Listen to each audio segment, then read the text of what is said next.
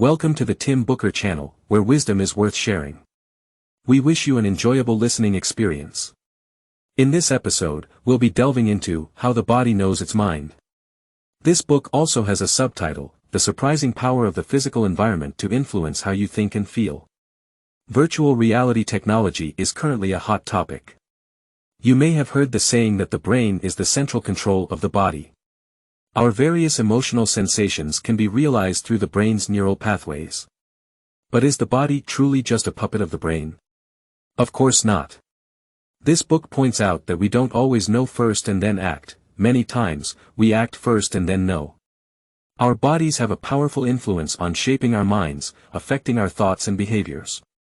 Many astute scientists are skilled at uncovering hidden truths in the subtlest of places, and the author of this book is one such scientist. He picked up his 2-year-old daughter from kindergarten one day and found her to be very unhappy, requesting to take cold medicine. Was she sick? The author inquired and felt her forehead, but there were no apparent issues. It was only later, when he called her teacher, that he learned the reason for his daughter's unhappiness. It turned out a little boy had taken her favorite toy. Is there anything special about this everyday situation? As a neuroscientist, the author indeed discovered something out of the ordinary. Namely, why did his daughter request cold medicine when her mood was sour due to the toy being taken away? Does this question imply a connection between physical discomfort and a bad mood? Or more generally, is there a connection between the body and the mind? This is, in fact, the core thesis of this book. The author believes that our bodies are not merely tools driven by the mind, as traditionally thought. Instead, our bodies not only strongly influence the mind but also participate in shaping it. This is the book's primary message. Embodied cognition, as the name suggests, means that our mental activities are closely related to our bodies. The theoretical basis behind this perspective is that our brains do not clearly distinguish between the physiological and the psychological. Brain regions that govern physiology are often the same ones that govern psychology. If this is the case, we can use the body to influence and even create the mind. How do we understand this? Each chapter of the book offers the best explanations. For example, when spells vanish, so does sorrow, nimble fingers improve math skills, and dancing enhances mathematical abilities, among others. These ideas may seem to contradict our common sense. Our everyday experience tells us that a bad mood leads to a frown, with the former being the cause and the latter the effect, so how can it be the other way around? Moreover, what does dexterity in the fingers have to do with math skills? Indeed, these are all part of our common knowledge. However, while common knowledge may provide convenience in our lives, it can sometimes obscure the truth. In the case of the relationship between the body and the mind, this is precisely the situation. The author of this book, Sion Beilock, is a psychology professor at the University of Chicago, specializing in human behavior and neuroscience. In this book, he uses a wealth of experimental data and intriguing real-life phenomena to show us the profound influence of the body on mental activities. Next, I'll provide you with a detailed overview of the key content of this book. We'll explore how the body truly influences our emotions, thoughts, and our understanding of others. Let's start by looking at the first key point, how the body affects our emotions. Does the body influence emotions? The answer is yes, and it has a significant impact. First, let's consider facial expressions and their relation to depression treatment.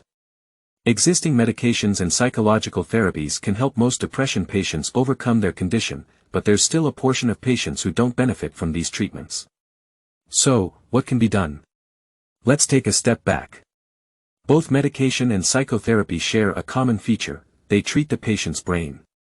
The underlying assumption is that the brain is the source of the disease, and effective treatment must target this source. While this approach may seem reasonable and often helps us overcome our difficulties, the root of the problem and the solutions may be two different things. If we realize this, we can contemplate whether we can alleviate depression not through the brain but through the body.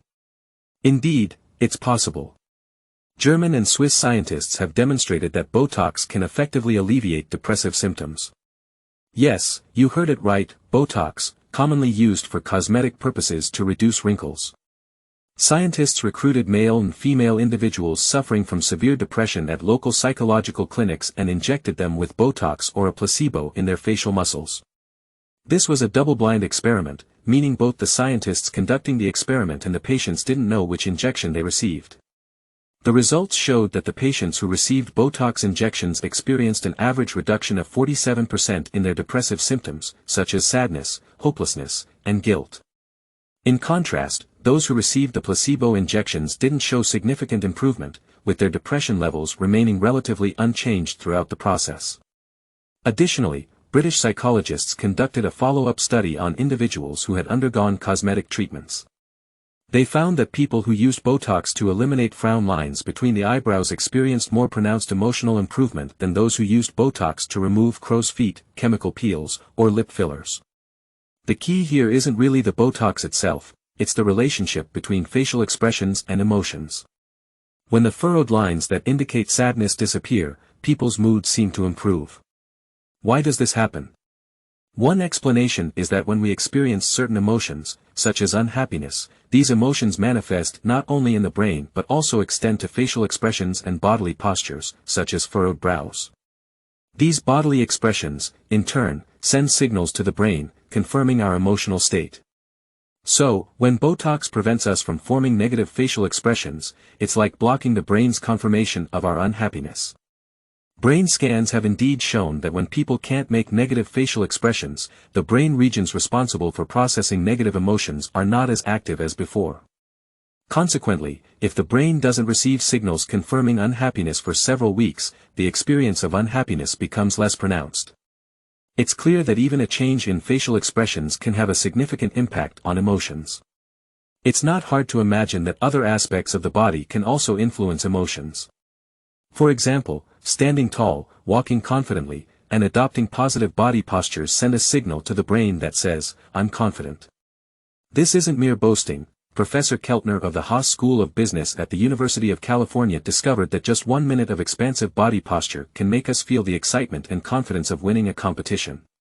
However, the flip side of excitement and confidence is a willingness to take risks. So, individuals who sit in expansive postures, if they are students, might be more prone to cheating, and if they are drivers, they might be more inclined to speed. In addition to understanding the influence of the body on emotions through facial expressions and body posture, let's also consider how the body's temperature sensations affect emotions. There's a saying, empty, lonely, and cold, and it's quite accurate when you put those words together. Loneliness and emptiness are psychological sensations, while cold is a physical sensation. This saying inadvertently confirms the connection between physical sensations and psychological feelings. Cold makes people feel lonely, while warmth provides the comfort of being accepted. The most famous experiment in this regard is Harry Harlow's experiment on contact comfort. In the past, people thought that mothers were essentially walking milk dispensers for babies. However, Harlow designed a clever experiment that strongly refuted this view. The experiment went like this. Harlow provided baby monkeys with 2 surrogate mothers. One was made of wire and had a bottle for feeding, the other was made of soft cloth-wrapped wood and had no feeding capability. If motherhood was just about milk, the baby monkeys would prefer the wire mother with the feeding bottle.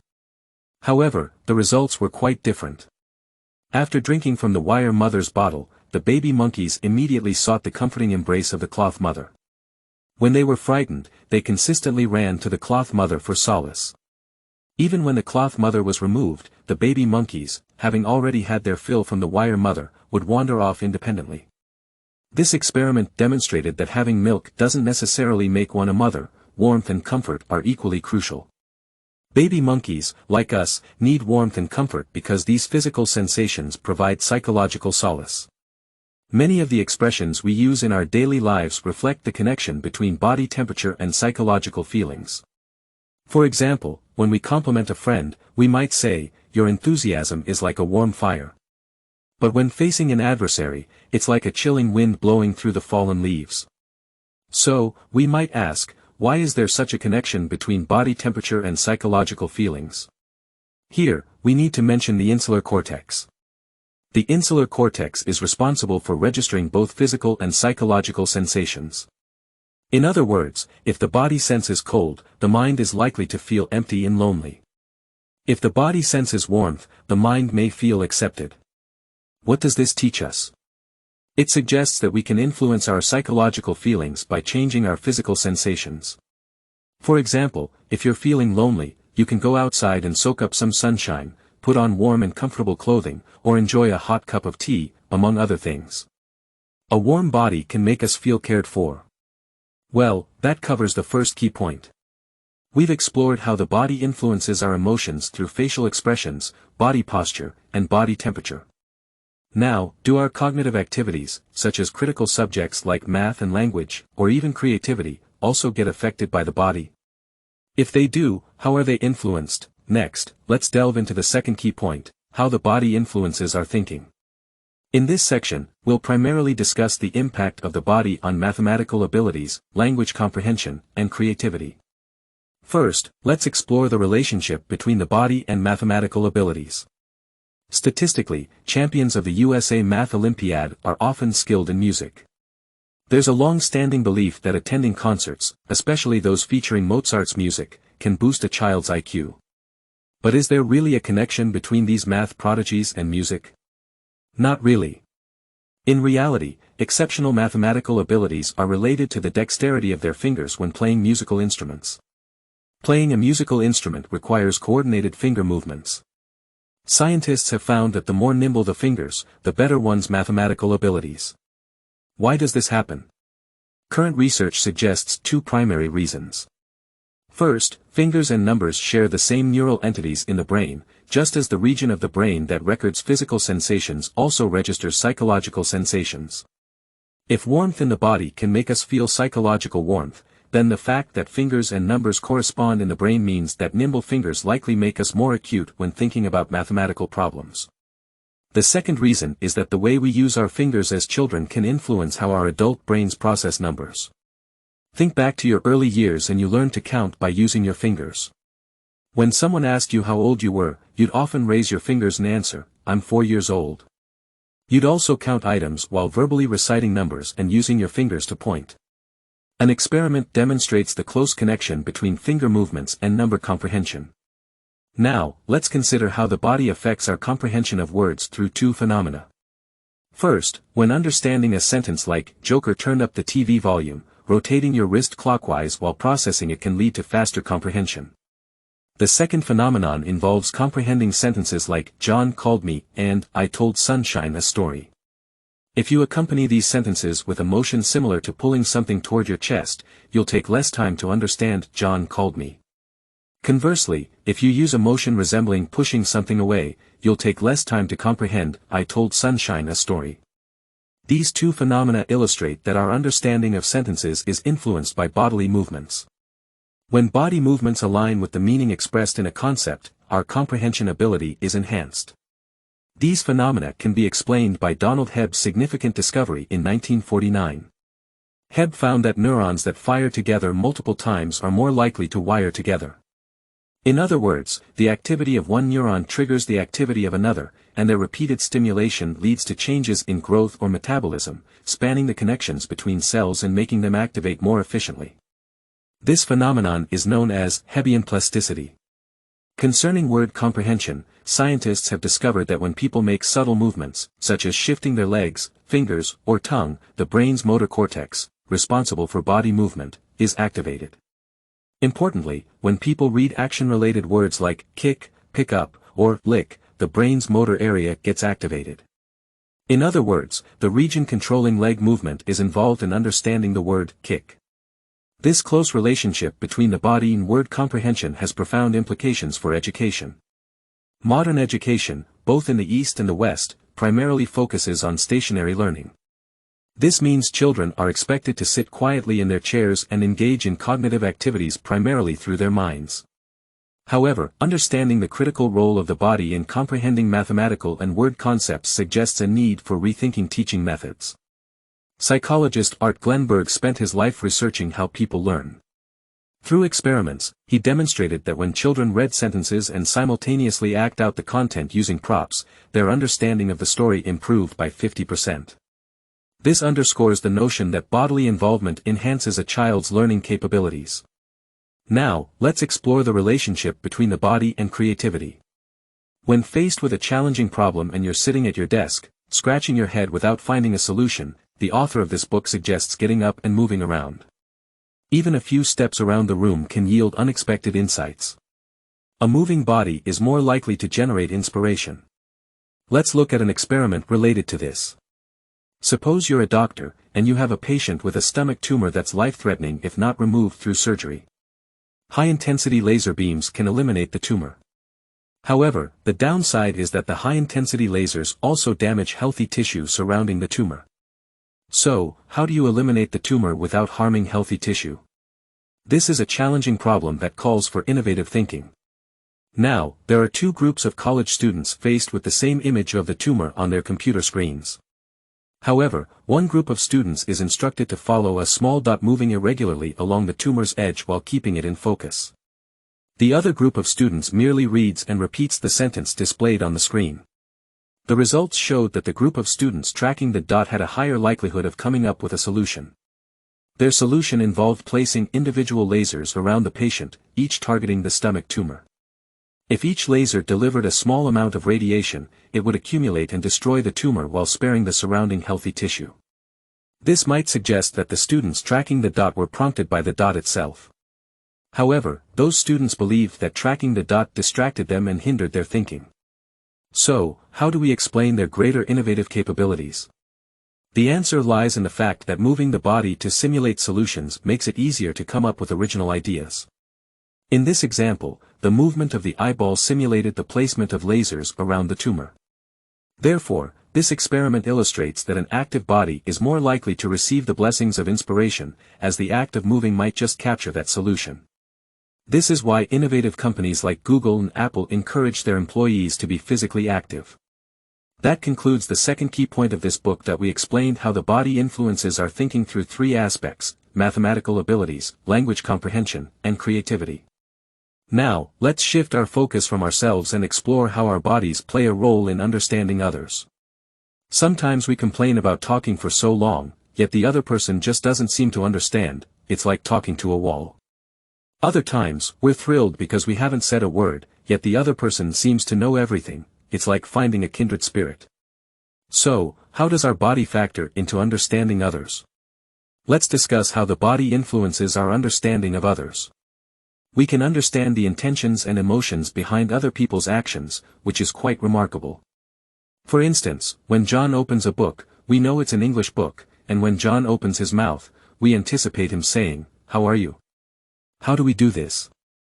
While you might assume it's due to past experiences, let's reevaluate this phenomenon from the perspective of recent scientific discoveries.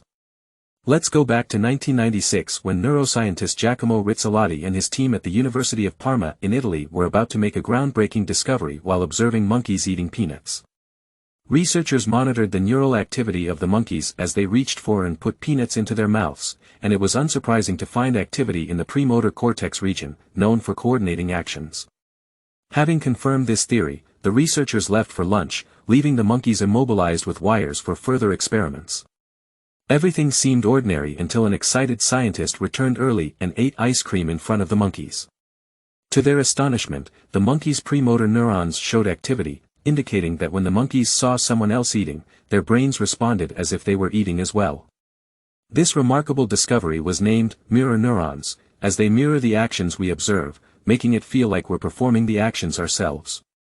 Mirror neurons have now been found in several regions of the human brain. They are considered one of the most significant contemporary findings in neuroscience, and some even compare it to the discovery of DNA in the history of science. So, where does this discovery fit into our understanding of others? Before mirror neurons were discovered, scientists often used experiential logic to explain how we understand the behaviors of others. For instance, why do we know that John saying, "How are you?" is due to past experiences, which leads us to logically anticipate his response. After the discovery of mirror neurons, scientists began to think that our ability to understand John's actions stems from our past experiences of making similar movements when saying, "How are you?" Now, when we see John's actions, our brain's mirror neurons instantly replay those related experiences. No logical deduction is required, we instantly understand. The key here is that having similar bodily experiences in the past helps us understand others better. For example, researchers have found that when people who have experience in a certain sport or activity watch a game, their brain responses differ from those of keyboard sports enthusiasts. It's not just about watching the game with their eyes, their brains replay the movements. Mirror theory is not only used to explain how we understand others' actions but also how we understand their emotions. To highlight the critical role of the body, let's move away from the concept of mirrors and use an experiment to illustrate how the body influences our understanding of others' emotions. In this experiment, two groups of college students, Group A and Group B, were asked to watch videos of people's facial expressions and press a button when they noticed changes in the expressions. Group A was instructed to mimic the facial expressions they saw, while Group B held a pencil between their lips, preventing them from mimicking. The results showed that Group A, who could mimic the expressions, recognized changes much faster than Group B. What does this mean? It means that when we mimic others' expressions through bodily actions, we gain a better understanding of their emotions. This helps explain why couples who have lived together for many years often start to resemble each other physically. They understand each other's emotions, unconsciously mimic each other's facial expressions, and over time, they grow to look more alike. Surveys even show that couples who resemble each other are more satisfied with their marriages. Finally, let's discuss the opposite scenario. If mirroring others is crucial for understanding them, what happens if this mirror is blurred? In other words, what if our bodies can't mimic others' actions and expressions? The consequences could be significant. Some scientists believe that the lack of mirroring might be a root cause of autism. Unlike typically developing children, children with autism often struggle to mimic others' actions and expressions, making it harder for them to accurately understand the actions and expressions of others. However, it's essential to note that not all individuals with autism exhibit a lack of mirroring, and there is still controversy about whether mirroring deficits are the sole cause of autism.